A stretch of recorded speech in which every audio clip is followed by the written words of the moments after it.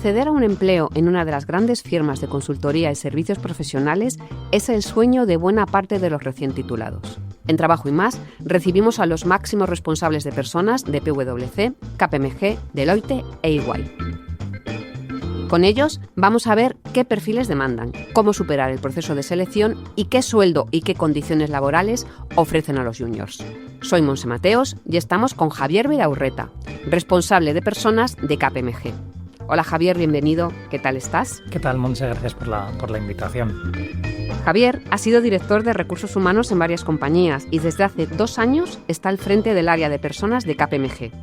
En este tiempo se ha curtido en lo que es esta empresa y nadie mejor que él para contarnos cómo hacer carrera en la firma. ¿Cuántos recién titulados se incorporan a KPMG cada año, Javier? Cada promoción está compuesta de 1.600 titulados, 800 de ellos provienen de becas y 400 se quedan. Es decir, tenemos la suerte de tener un ratio de absorción del 50% de las becas que desarrollan o adquieren experiencia con nosotros. ¿En qué momento del año se produce la gran incorporación? Te diría que el 70% se produce en los meses de septiembre y octubre, donde se condensan pues casi unas 1.000 incorporaciones de graduados y graduadas. El resto se va diluyendo a lo largo del año. O sea, que podemos decir que ahora es un buen momento para ya empezar a calentar motores si a alguien le interesa trabajar en KPMG. Siempre es un muy buen momento. De hecho, estamos muy cerca del mundo graduado, del mundo universitario, de la formación profesional. Desplegamos más de 280 iniciativas a lo largo del año para estar cerca de ese colectivo y que quien tenga interés, quien tenga inquietud, se acerque a nosotros y poder, consolidar la relación y que se incorporen. Ponemos mucho esfuerzo en el primer empleo. Has mencionado FP, primer empleo. Dime qué titulados son los más demandados. Me atrevo a decir que somos un reflejo casi de la riqueza del mundo académico. Obviamente, mayoritariamente derecho ADE, pero cada vez las ingenierías, las carreras técnicas adquieren más peso. Un 25% de esos graduados que te mencionaba antes vienen de ingenierías, de carreras como matemáticas, ciberseguridad, muy vinculados al entorno de inteligencia artificial, informática y el resto las más tradicionales. Es curioso porque no se percibe como tal, pero las carreras de humanidades son casi un 6% de nuestra incorporación, nuestro volumen de incorporados, con lo cual el espectro es amplísimo. Me comentaban que incluso hasta arqueólogos pueden acceder a un empleo en empresas de vuestras características. De hecho, vas a reír, pero las formaciones técnicas o especialistas, luego con un barniz de mundo empresa, funcionan fantásticamente bien en nuestro entorno. Nuestro trabajo es simple, es entender la dinámica, entender los dolores, entender las necesidades del cliente y tratar de prescribir soluciones. Entonces, cuanto mayor riqueza de experiencia, mayor riqueza de base técnica y base académica, pues más amplia y mucho más rica la prescripción. ¿Qué hay que hacer para acceder a un empleo en KPMG? Porque has mencionado los foros de empleo, que supongo que es un gran caudal de vuestros candidatos, pero ¿qué tiene que hacer una persona? Pues te lo voy a simplificar al máximo, buscarnos. O sea, si tienes ganas, si tienes iniciativa, si quieres aprender en un mundo muy dinámico, un mundo muy rico en cuanto a soluciones, actividades, pues es buscarnos, porque como te digo, estamos en un espectro muy amplio de universidades, de institutos de formación profesional, y te diría que lo importante son las ganas de aprender y la curiosidad. Al final yo creo que eso te lleva muy lejos en la vida. Entonces estamos presentes, nos relacionamos con el mundo académico y de primer empleo de forma constante y regular, pues es tratar de buscar a la gente de KPMG en las universidades y centros de formación profesional y entablar una primera conversación. Entiendo que también es muy útil tanto vuestra página web como hacerse visible en las redes sociales. Sí, totalmente. Y demás, ¿no? O sea, al final diferenciarse. Esto ya no es patrimonio de KPMG. Me atrevo a decir que al final gestionar tu producto, saber contar a la persona que tiene la capacidad de decisión cómo de distinta eres y qué capacidades puedes traer a la compañía, y si lo haces de una forma divertida, diferente, ¿no? Tratando de separar tu propuesta del resto del patrón común, pues mucha más atención y mucha más trato individualizado en esa aplicación. Has hablado de todas estas soft skills, las habilidades blandas, como se conocen pues en un lenguaje más habitual. Supongo que el punto clave será esa entrevista. Es decir, qué capacidades y habilidades y cómo detectáis que esas capacidades y habilidades son las que queréis. ¿Cómo se produce ese proceso de selección? Bueno, el proceso de selección es tremendamente lúdico. Al final parece que son tercer grados, ¿no? Como en el ejército, y curiosamente nosotros tratamos de que sea divertido. Metemos experiencias de gamificación, metemos inteligencia artificial, tratamos de meter dinámicas con legos, de tratar de generar un entorno amable para que tú te muestres tal y como eres. Al final se trata de comprar el producto como es, ¿no? Sin forzar. Y ahí, pues no hay las capacidades que buscamos son las que obviamente hemos aprendido que son el perfil de éxito en la casa. Y vuelvo a remarcar, la capacidad analítica para entender la realidad del cliente o la realidad de tu temática y prescribir una prescripción es crítica. La inquietud, la curiosidad, yo creo que al final es determinante en la vida en general. Y luego cierta capacidad técnica se supone, ¿no? Las personas que llegan a nuestros procesos. Y luego saber trabajar en equipo y una comunicación muy fluida, ¿no? La capacidad de relacionarse tanto con el equipo como con el cliente e impactar. Te diría que son como la receta de éxito. Sí, una receta de éxito que además es asimilable a cualquier otra compañía. Ahora es lo que más está de moda y de verdad que es lo más útil para poder avanzar en una carrera. No sé si te pasa a ti, Montse, pero tú vas a un restaurante y tienes a alguien que te atiende, que le pone cariño, que le pone curiosidad, que te explica y te deshaces, ¿no? Pues esto yo creo que es determinante en cualquier ámbito personal y profesional. Oye, hablando del proceso de selección, supongo que uno de los asuntos que saltan en esta conversación es el sueldo. Sí, sin duda. Dinos a qué sueldo pueden acceder los recién titulados y sobre todo también qué ingredientes componen esa compensación total a la que pueden acceder. Encantado de Si hacerlo. puedes darnos una horquilla para que tengan una idea. Encantado. Primero remarco que es una industria demandante y exigente. O sea, trabajas para clientes de primera línea, clientes con un nivel de exigencia muy alto y requiere compromiso, requiere esfuerzo, requiere ciertas capacidades que hay que incentivar, que hay que alimentar para que cuando llegues a casa la ecuación sea positiva siempre, ¿no? La balanza sea positiva. Nosotros estamos ordenados por funciones y cada función tiene una realidad de mercado y nos exige un esfuerzo en la primera compensación, en la compensación del primer empleo distinto. Me atrevo a decir que la media de la compañía en Madrid en términos de salario bruto sería una horquilla entre 25.000 y 30.000 euros brutos anuales y luego lo complementamos con planes de compensación flexible, financiamos parcialmente el gimnasio, tenemos clubes de ahorro que te permite beneficiarte de economías de escala a la hora de adquirir productos, luego parte más emocional o más de engagement interno como torneos, programas de salud, pero al final, si tuviese que darte un dato, 25.000, 30.000 euros en Madrid. Recién titulados, primer empleo. Sí, suficiente para que puedas acomodar tu vida en la capital. Nosotros decimos que tratamos de alimentar el primer empleo sostenible y de calidad, ¿no? Que no tengas grandes penurias para desenvolverte en una ciudad como Madrid, ¿no? Que trabajes y luego tengas cierta capacidad de aprovechar el ocio que te ofrece una capital como esta y no coartarte de hacer planes. Háblame. ¿Cómo se incrementa ese sueldo? Que imagino que también está vinculado todo lo que tiene que ver con el desarrollo de carrera, Sin la duda. formación, que es algo en lo que hacéis muchísimo hincapié en las Sin empresas duda. de vuestro sector. Bueno, estamos muy ordenados. Al final tenemos como esas capas de categorías. Cada capa pues lleva asociado un incremento en este rango retributivo de acuerdo a la responsabilidad que adquieres. A más responsabilidad, mayor exposición, mayor entidad en la relación con tus clientes, el salario crece de forma progresiva.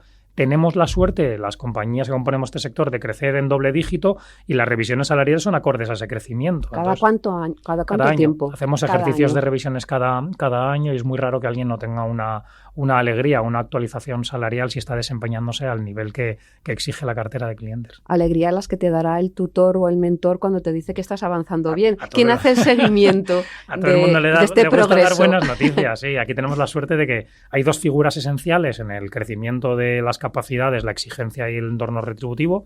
Está el responsable del proyecto, que es el que coordina la labor de esa persona. Y luego hay un counselor, que es una figura externa que va acompañando a esta persona a lo largo de su carrera en la firma. Suele ser una combinación de estas dos personas quienes le devuelven las buenas noticias a la gente y quienes determinan, ¿no? cuál es la trayectoria de promoción de cualquier profesional. O sea, nosotros subrayamos, y en eso sí que es muy patrimonio de KPMG, sí, el entorno de meritocracia. O sea, si te esfuerzas, si respondes, si te comprometes con el proyecto, si eres excelente en la gestión interna de clientes, de proyectos, pues tu vida retributiva pues va creciendo acordemente, ¿no?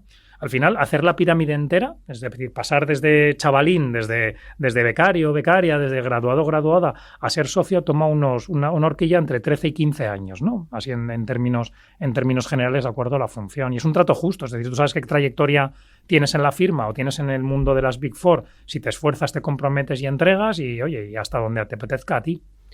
13 años. Sí que es cierto que, aparte del sueldo, la formación, una de las cosas que especialmente preocupa a la gente que accede a vuestro sector es la intensidad del trabajo. Es decir, hablamos de formación, hablamos de clientes, hablamos de cumplimiento de objetivos.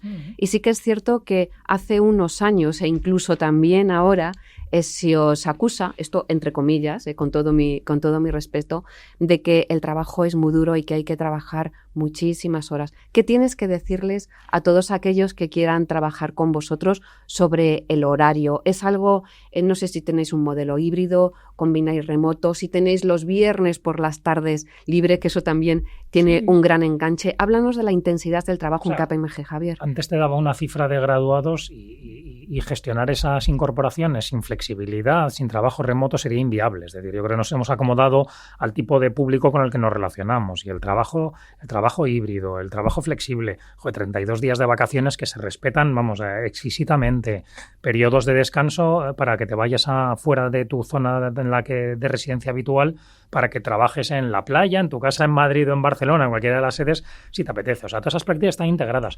En cuanto al trabajo duro, yo lo digo casi como alguien neófito en la industria, ¿no? Tengo la suerte de llevar solo 2 años y no estoy condicionado. La industria de las Big Four inventó el requisito de experiencia en Big Four requerida. O sea, y no es gratis. Quiero decir que ese elemento, el haber pasado por una compañía de este tipo, te acompaña a lo largo de tu carrera y te hace un producto tremendamente empleable y demandado. Y si te miras los CEOs del IBEX o directores generales, un porcentaje muy alto tienen experiencia en compañías como la nuestra. Sí, es un estupendo banco de pruebas. Eso no es gratis, es porque tienes unas capacidades de compromiso, de rigor, de esfuerzo, de entender distintas dinámicas y tratar de simplificarlas para dar respuesta a las necesidades de un cliente. Eso supone, y eso lleva asociado, un compromiso, un trabajo para clientes muy exigentes y cuando se acerca una fecha de entrega, pues tienes la obligación de estar ahí respondiendo, combinado con, como te decía antes, pues ser muy pulcros en los periodos de descanso. El mundo de los servicios profesionales, de la gestión de clientes, te lleva sprints. Tienes que entregar, corres, entregas, descomprimes y te toca otra ventana de ese tipo. Yo subrayaría las capacidades que adquieres, el rigor, cómo se valora fuera de nuestra industria, el rigor que tienen nuestros profesionales, o las capacidades de analíticas, cómo se comprometen con proyectos, cómo entienden problemas, los simplifican y prescriben soluciones. Y en ese sentido, dices, ¿es trabajo duro, es trabajo comprometido?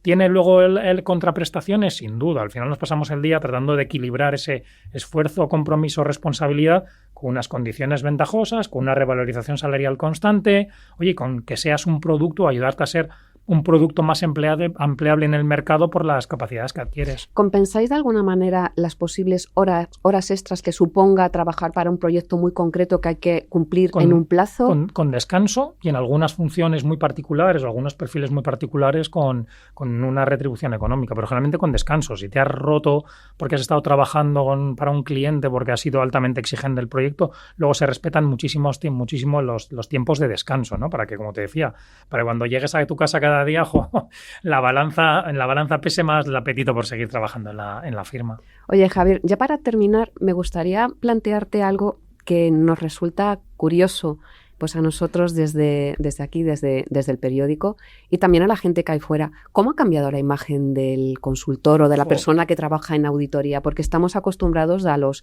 señores y señoras con traje, corbata, como muy pulcros. ¿Ha cambiado esa imagen que se proyecta al exterior de la gente que trabaja con vosotros? Es graciosísimo porque ahí puedo hablar en primera persona. De nuevo, yo soy un neófito en la industria. Yo lo asociaba, primero, es una industria en la que conviven 5 generaciones y aquí pasará lo mismo. Seguramente en unidad editorial tengáis esa riqueza generacional, ¿no? Se ha venido asociando ese perfil y, de nuevo, nuestra pirámide, nuestra estructura está compuesta casi al 60% por chavales menores de 30 años. De hecho, la media edad son 30-31 años, no recuerdo ahora mismo, juraría que son 30.